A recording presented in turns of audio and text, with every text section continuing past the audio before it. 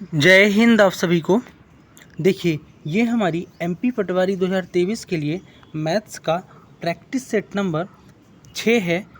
यानी कि इसके पहले हमने 5 प्रैक्टिस सेट आपको मैथ्स का करा दिए हैं। ये वो क्वेश्चन है जो प्रीवियस ईयर में एमपी पटवारी के एग्ज़ाम में पूछे गए हैं और इस बार के मोस्ट एक्सपेक्टेड क्वेश्चन है मैथ्स के। तो वीडियो को ध्यान से देखना है अंत तक, ठीक है। पहले क्वेश्चन से शुरू करेंगे और इसके पहले का यानी 15 क्वेश्चन का जो सीरीज़ था मैंने पिछले प्रैक्टिस सेट में आपको करा दिया है, ठीक है। आज 16वें क्वेश्चन से शुरू करेंगे कि क्वेश्चन बोल रहा है कि सुषमा के पिता की आयु 60 वर्ष है, जो सुषमा की आयु की दोगुनी सी 20 वर्ष अधिक है, तो सुषमा की आयु क्या होगी। तो मुझे नहीं पता, तो मैं मान लेता हूँ, माना सुषमा की आयु x वर्ष है। अब रिलेशन बनाना शुरू करता हूँ। क्या कह रहा है कि सुषमा की पिता की आयु तो 60 वर्ष है, लेकिन सुषमा की आयु से दोगुनी, सुषमा की आयु की दोगुनी कितनी होगी, 2x होगी, और उससे 20 वर्ष अधिक यानी +20 हो जाएगा, बराबर कितना है, 60 है। अब यहाँ से x का मान निकाल लो, क्योंकि सुषमा की आयु ही तो निकालना है। 2x बराबर हो जाएगा, 20 इधर चला जाएगा तो 60 में 20 गए तो 40, तो x बराबर क्या आएगा, 40/2 करोगे तो 20 आ जाएगा। तो सुषमा की आयु कितनी है, 20 वर्ष है, ठीक है। नेक्स्ट क्वेश्चन की तरफ बढ़ेंगे। अगला क्वेश्चन आपके सामने है, देखते हैं कि 2400 का 5% वार्षिक ब्याज की दर से 2 वर्ष का चक्रवृद्धि ब्याज। बहुत ही सिंपल क्वेश्चन है। देखो, 5 वर्ष, रेट कितना है, 5% है, समय कितना है, 2 वर्ष है, लेकिन चक्रवृद्धि ब्याज है, तो इस तरह 2 वर्ष मैंने कर देता हूँ। तो अगर एक बात बताओ, अगर 100% कोई मूलधन है, उसका अगर मैं 5% देखूँ, या फिर डायरेक्ट अपन मूलधन से ही निकाल के रख सकते हैं, जो तरीका आपको लगे। मैं मूलधन से ही निकाल के रख रहा हूँ। तो 2400 का जो 5% होगा पहले साल के लिए ना, देखो 2400 का 10% होता है 240, यानी कि 120 आपका क्या हो जाएगा, 5% हो जाएगा। पहले साल के लिए कितना हो जाएगा, 120, ठीक है। दूसरे साल के लिए 5% देखोगे तो 120 हो जाएगा 2400 का। लेकिन दूसरे साल में होता क्या है कि पहले साल के 5% भी जोड़ना पड़ेगा, पहले साल का जो ब्याज है, यही तो चक्रवृद्धि ब्याज होता है। यानी 120 का भी 5% निकालना पड़ेगा। 120 का 10% 12 होगा और 5% 6 हो जाएगा, यानी सबको जोड़ लो तो 120 + 120 240 और 6 246। 246 आपका क्या आ जाएगा, राइट आंसर आ जाएगा, ठीक है। तो इस तरह से आपको करना था, ठीक है। नेक्स्ट क्वेश्चन देखेंगे जो आपके सामने है कि 14 सेंटीमीटर व्यास वाले गोले का पृष्ठ क्षेत्रफल क्या होगा। तो अगर कोई गोला 14 सेंटीमीटर का है, व्यास है, डी अगर आपका 14 दिया है, तो आर कैसे निकालोगे, आर होता है यानी डायमीटर का आधा क्या हो जाता है, रेडियस हो जाता है। रेडियस आपका 7 सेंटीमीटर हो जाएगा। अब गोले का पृष्ठ का क्षेत्रफल का फॉर्मूला क्या होता है, फॉर्मूला होता है 4πr²। इसमें रख दो आर की वैल्यू, आंसर आ जाएगा आपका गोले का पृष्ठ का क्षेत्रफल। कैसे करेंगे, 4 × 22/7 गुणे आर का स्क्वायर यानी 7 × 7, ठीक है। 7 से 7 कटा, बचा कितना, 22 चौको 88, 88 × 7, 88 × 7 कर लो, जो आएगा आपका वही आंसर हो जाएगा। 88 × 7 हो जाता है 616, तो 616 आपका राइट आंसर हो जाएगा, ठीक है। अगले क्वेश्चन की तरफ बढ़ेंगे। नेक्स्ट क्वेश्चन है आपके सामने कि यदि, एक सेकंड, रुकिएगा, क्वेश्चन बोल रहा है, एक सेकंड।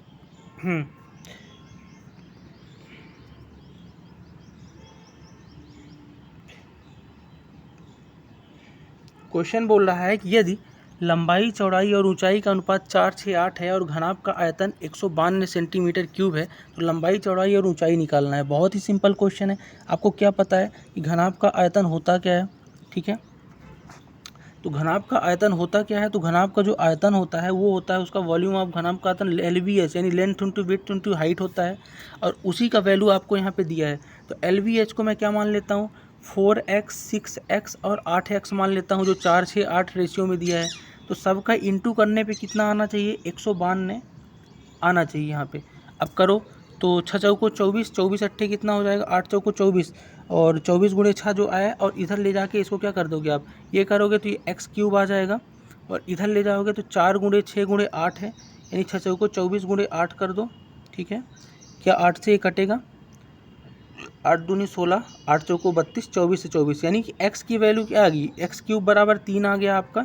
तो x बराबर भी, सॉरी, x³ बराबर 1 आया, तो x बराबर भी आपका 1 ही आएगा। यानी x की वैल्यू अगर 1 आ गई तो सब में पुट कर दो। लंबाई ये है 4x, चौड़ाई 6x और ऊंचाई 8x है। जैसे ही x की वैल्यू 1 पुट करोगे तो लंबाई 4, चौड़ाई 6 और ये 8 आ जाएगा। तो इजी क्वेश्चन था ये, ठीक है, वही रेशियो आपका हो जाएगा जो दिया हुआ है, ठीक, क्योंकि x की वैल्यू आपको निकालनी थी, ठीक। अगले क्वेश्चन की तरफ बढ़ेंगे। अगला क्वेश्चन आपके सामने है कि ए किसी काम को 12 दिन में कर सकता है और बी से 25% अधिक कार्यकुशल है, तो बी उस काम को कितने दिन में करेगा। यानी ए जो है किसी काम को 12 दिन में तो कर सकता है, और ए जो है बी से कितना कुशल है, तो बी से 25% कार्यकुशल है। कितना है, 25%। 25% को अगर मैं रेशियो में कन्वर्ट करूँ तो क्या होता है, 1/4 होता है 25% का। यानी कि आप यहाँ पे बोल सकते हो कि ए तो 12 दिन में कर रहा है, लेकिन ए का जो इफ़िशेंसी होगा ना, तो बी से 25% अधिक है। यानी अगर बी 4 है तो ए क्या होगा, 1 अधिक यानी 5 हो जाएगा, क्योंकि 25% के हिसाब से निकाला है। यानी इफ़िशेंसी ए की 5 आ गई और बी की 4 होगी। अब देखो टोटल वर्क कैसे निकालते हैं। ए का क्या दिया हुआ है आपका, कितने दिन में काम करता है, 12 दिन में। तो टोटल वर्क के लिए टोटल दिन को और इफ़िशेंसी को गुणा करते हैं, 12 पंचे 60, यानी टोटल वर्क आ गया, दोनों के लिए समान होगा। तो इस तरह से इफ़िशेंसी और टाइम को गुणा कर लेते हैं तो टोटल वर्क आ जाता है। अब देखो पूछा क्या है कि बी कितने दिन में करेगा, तो टोटल वर्क कितना है, 60 यूनिट है, और बी कितना करता है, एक दिन में 4 है, तो 60/4 कर दोगे तो 15 आपका क्या आ जाएगा, बी 15 दिन में उसी कार्य को करेगा, ठीक है। इस तरह से आपको करना था। अगले क्वेश्चन की तरफ बढ़ेंगे। अगला क्वेश्चन आपके सामने है कि किसी भिन्न के अंश में 10% की वृद्धि और हर में 5% कमी करने पर वह भिन्न स्वयं का 4/5 गुना हो जाता है, तो भिन्न ज्ञात करना है। तो सीधी सी बात है, अंश और हर में 10% और इतनी भिन्न वृद्धि करने पर ये स्वयं का कितना हो जाता है, 4/5 गुना हो जाता है, ठीक है। सीधी सी बात है, x और y मान लो, देखो किसी भी चीज़ में मान लो दोनों पहले शुरू में 100% ही रहे होंगे अपने आप में, तो अंश में मैंने क्या किया कि 10% की वृद्धि करूँगा, 100 में 10 का वृद्धि करोगे तो क्या हो जाएगा, 110 हो जाएगा, ठीक। हर जो है आपका ये भी 100% रहा होगा, लेकिन 5% कमी कर रहे हैं, तो 100 का अगर 5 घटा दोगे तो 95 हो जाएगा, जिसकी वैल्यू कितनी दी हुई है आपकी, 4/5 दी है। बात समझ रहे हो। देखो मैंने मान लिया कि माना अंश x है और हर y है, तो अपने आप में स्टार्टिंग में दोनों 100 रहे होंगे, 100x और 100y। अब इसमें क्या किया मैंने कि 10% वृद्धि कर दिया अंश में, यानी 100x में 10 जोड़ोगे तो 110x हो जाएगा, और 5% घटा दिया हर में, यानी 100 में 5 घटाओगे तो 95y हो जाएगा। अब कुछ नहीं करना, ये जो बराबर है किसके बराबर है, ये बराबर है आपका 4/5 के बराबर है। तो 4/5 के बराबर है, मैंने बराबर 4/5 लिख दिया। अब कुछ नहीं करना, पक्षांतर कर दो, x/y यहीं रहने दो और 95 को ऊपर ले जाओ और 110 को इधर ला लो, ठीक है। तो यहाँ से ये दोनों हट गए, तो 5 से काटोगे तो 19 बचे 95, 4 एकम 4, और ये 4 से कटेगा क्या, 4 दूनी 8 नहीं कटेगा, ठीक है। तो 19 को जो भी आए यहाँ से आप आंसर निकाल सकते हो, ठीक है, निकाल लेना करके। अगला देखेंगे। देखो अगला क्वेश्चन क्या बोल रहा है कि ए और बी मिलकर किसी काम को, एक सेकंड, ए और बी मिलकर किसी काम को 40 दिन में पूरा करते हैं, बी और सी 60 दिन में, सी और ए 20 दिन में पूरा करते हैं। तीनों मिल के कितने दिन में करेंगे। देखो ए प्लस बी कितने दिन में कर रहे हैं, 40 दिन में कर रहे हैं, बी सी कितने दिन में कर रहे हैं मिल के, 60 दिन में कर रहे हैं, और सी प्लस ए कितने दिन में कर रहे हैं ये काम, तो ये कर रहे हैं 20 दिन में। तीनों का एलसीएम निकाल लो, टोटल वर्क आ जाएगा।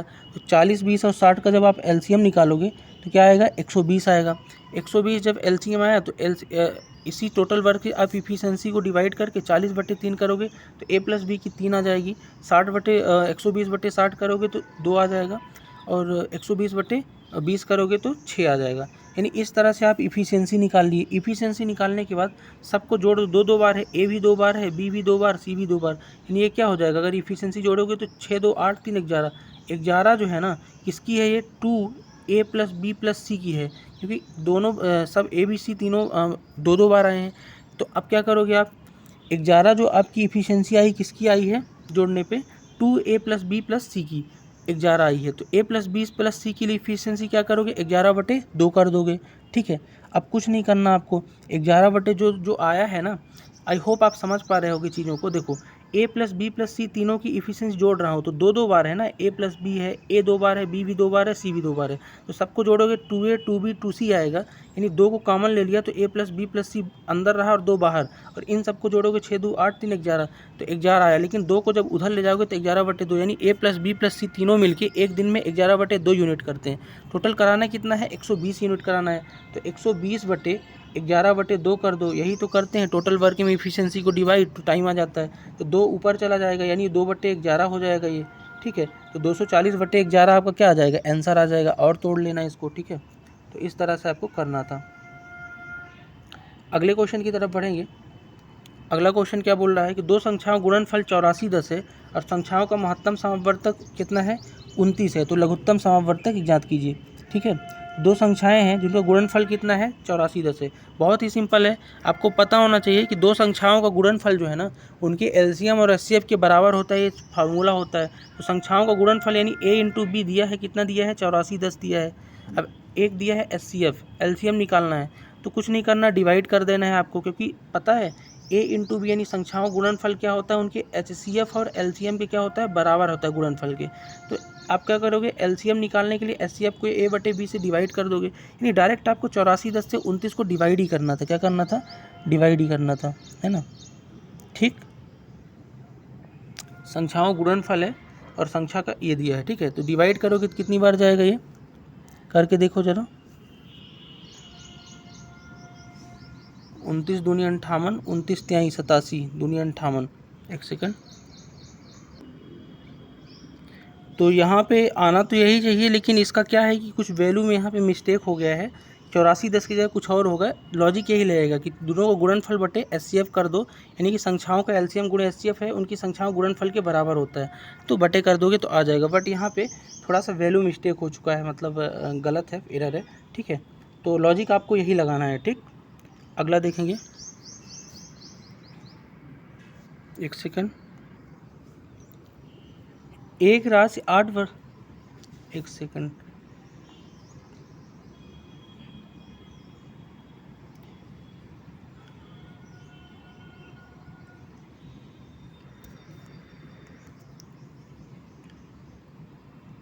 एक सेकंड रुकिएगा।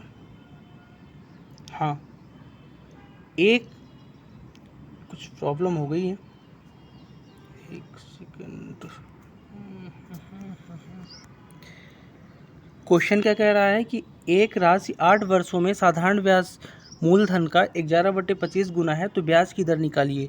क्वेश्चन ये बोल रहा है कि कोई एक राशि है, यानी मूलधन है आपका, जो भी राशि हो, वो जो है 8 वर्षों में साधारण ब्याज उसका जो है मूलधन का 11/25, यानी कि 11/25 गुना है, तो साधारण ब्याज तो आपका ऊपर वाला हो जाएगा ब्याज यानी इंटरेस्ट, और नीचे क्या हो जाएगा, मूलधन, क्योंकि मूलधन का बोल रहा है, तो 25 का कितना है, 11/25 गुना है, तो ये आपका मूलधन 25 है और 11 क्या है, ब्याज है। तो ब्याज की दर बताना है, बस बहुत सिंपल फार्मूला लगा के आप इसको बना सकते हो। कैसे, देखो, आपको पता है कि साधारण ब्याज बराबर क्या होता है, यह आपका सिंपल इंटरेस्ट बराबर क्या होता है, मूलधन P/R/T/100 होता है, ठीक है। इसमें से आपको मूलधन का 11/25 यानी मूलधन 25 बोल दिया है और ब्याज आपका 11 बोल दिया है, वैल्यू रख दो। साधारण ब्याज 11 रख देता हूँ, मूलधन में क्या रख देता हूँ, 25, और पूछा क्या है, दर पूछा है, तो R को R रहने देता हूँ रेट को, और T कितना है, 8 वर्ष, तो 8 रख देता हूँ बटे 100। अब सॉल्व कर देंगे तो R की वैल्यू आ जाएगी, कैसे, 25 एकम 25, 25 चौको 100, 4 एकम 4, 4 दूनी 8। अब क्या करोगे, इसको उधर ले जाओगे, तो R बराबर क्या हो जाएगा, 11/2, ठीक है। जब आप 2 को उधर ले जाओगे तो आपका यही आपका क्या हो जाएगा, राइट आंसर हो जाएगा, ठीक। अगले क्वेश्चन की तरफ बढ़ते हैं। अगला क्वेश्चन आपके सामने है कि पाइप ABC एक टंकी को क्रमशः 5, 8 और 12 घंटे में भर सकते हैं। पाइप ABC जो है ना, किसी टंकी को 5, 8 और 12 घंटे में भर सकते हैं, तो तीनों एक साथ टंकी खोल दिया जाए तो टंकी कितने दिन घंटे में भरेंगे। सीधी सी बात है, ABC तीनों का पहले आप क्या लिख लो, 5, 8 और 12 घंटे में क्या कर सकते, भर सकते। तीनों का एलसीएम निकाल लो, ठीक है। जब तीनों का एलसीएम निकालोगे 5 और 12 का, ठीक है, तो 5, 8 और 12 का जो एलसीएम आएगा ना, वो क्या आ जाएगा, 120 आ जाएगा, ठीक। 120 जब आएगा तो इफ़िशियंसी निकाल लो, 120/5 करोगे, एक ही आ जाएगी, ठीक। एक ही कितनी आ जाएगी इफ़िशियंसी, एक ही आ जाएगी, 5 दूनी 10 और 5 चौको 20, यानी 24 आ जाएगी। बी की कितनी आ जाएगी, बी की आ जाएगी 120/8 करोगे तो 15 आ जाएगी, और सी की 120/12 करोगे 10 आ जाएगी। अब तीनों को एक साथ खोल के भरा रहे हैं तो तीनों को जोड़ दो, 24 10 34 5 39 10 49, यानी कि 49 आपका क्या आ जाएगा, 49 आपका तीनों का इफ़िशियंसी आ जाएगा एक दिन का। और काम कितना है आपका 120 यूनिट है, तो 120/49 कर दोगे तो आपको पता चल जाएगा कितने घंटे में भरेंगे। ठीक है, चलो नेक्स्ट क्वेश्चन देखेंगे। अगला क्वेश्चन आपके सामने है कि एक रेलगाड़ी जो है 200 मीटर प्लेटफार्म को 40 सेकंड में तथा एक व्यक्ति को 20 सेकंड में पार करती है, तो रेलगाड़ी की लंबाई बताइए। तो माना रेलगाड़ी की लंबाई क्या है आपकी L है, लेकिन यहाँ पे अगर दोनों की दूरी को आप जोड़ोगे तो क्या हो जाएगा, L + x हो जाएगा, या L + आपका जो 200 दिया है ना, यानी 200 मीटर, ये किसके बराबर है, तो ये है 40 सेकंड के बराबर, क्योंकि रेलगाड़ी जो है ना 200 प्लेटफार्म की लंबाई और ख़ुद की लंबाई को पार कर रही कितने में, 40 सेकंड में। ठीक है, और एक व्यक्ति को 20 सेकंड में पार कर रही, तो व्यक्ति जो है वो प्लेटफार्म पे ही है तो 200 मीटर ही उसको करेगी और 20 सेकंड में, तो 200/20 करोगे तो 10 मीटर पर सेकंड आ जाएगा, चाल आ जाएगी यहाँ से।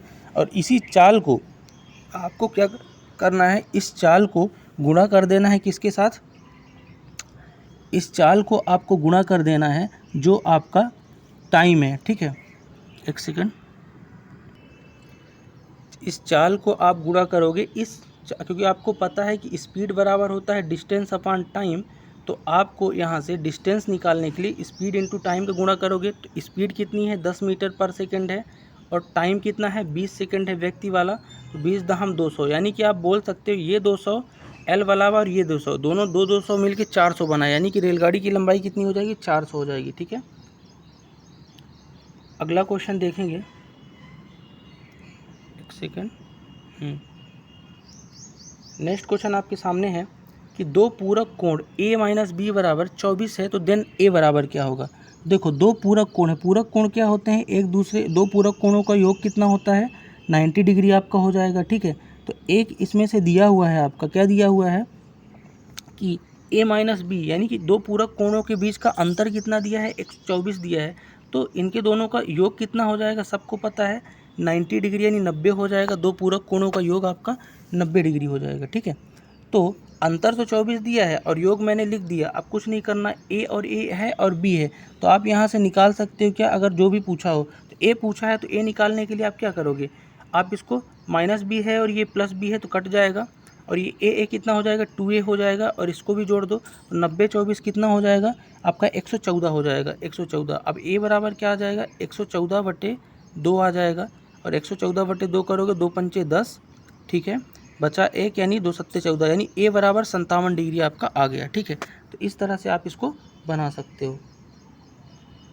नेक्स्ट क्वेश्चन देखेंगे, एक क्वेश्चन सिंपल सा क्वेश्चन है, ये आप बना लेना खुद से, कि त्रिभुज की तीनों भुजाएं हैं आपकी और त्रिभुज का क्षेत्रफल पूछा है, तो आपको फॉर्मूला पता है कि √S × S - A S - B S - C से आप निकाल सकते हो, उसी फार्मूले से निकालना है, जहाँ पे S क्या है, A + B + C/2, और A + B ये भुजाएं दी हुई हैं, तो यहाँ से आपको खुद करना है इस क्वेश्चन को। ठीक है,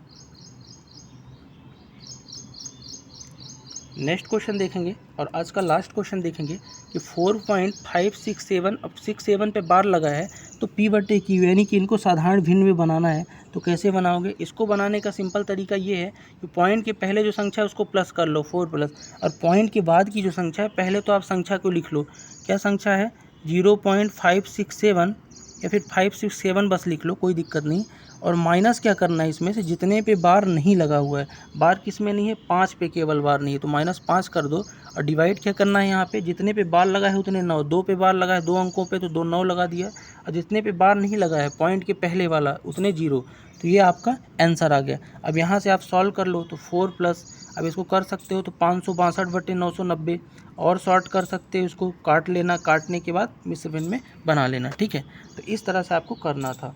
तो ये था आज का पूरा वीडियो सेगमेंट, मिलते हैं नेक्स्ट वीडियो में, तब तक के लिए जय हिंद।